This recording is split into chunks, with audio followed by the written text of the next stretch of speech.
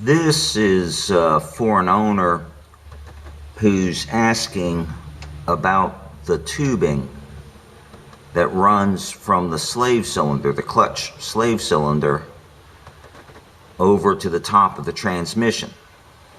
I think he's damaged his tubing and he's trying to find a replacement. Well, that tubing, that's my clutch slave cylinder right there. And that tubing that you see coming off of the slave cylinder is not that tubing that used to be on top of the transmission. Okay. That is actually the end of the flex line. You know that flex line makes a 180-degree bend back on itself to attach to that tubing on top of the transmission. Well, what I did was I straightened that 180-degree bend out and I attached the flex line to the slave cylinder direct. Okay, I don't have the tubing that goes on top of the transmission.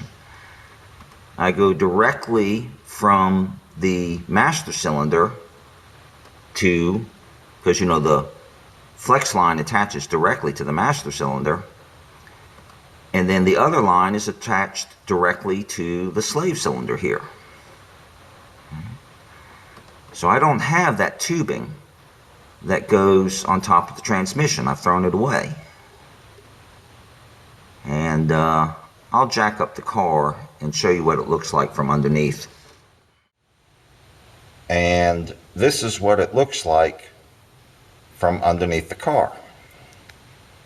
That's the flex line coming from the other side of the frame,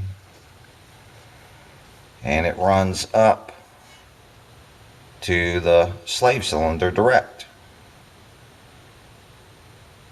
I straightened out that 180-degree bend, and rather than attaching that end to that tubing, I attached it directly to the slave cylinder. This is an addendum to the video I made yesterday. I misremembered which end of the flex line that I straightened out. It's been 2 decades, so cut me a little slack. But there's the flex line coming up from the frame. That right there is the clutch master cylinder behind the brake booster. So obviously the 180-degree bend goes on this end, and you leave it alone, and it's the 90-degree bend on the other end that you straighten out.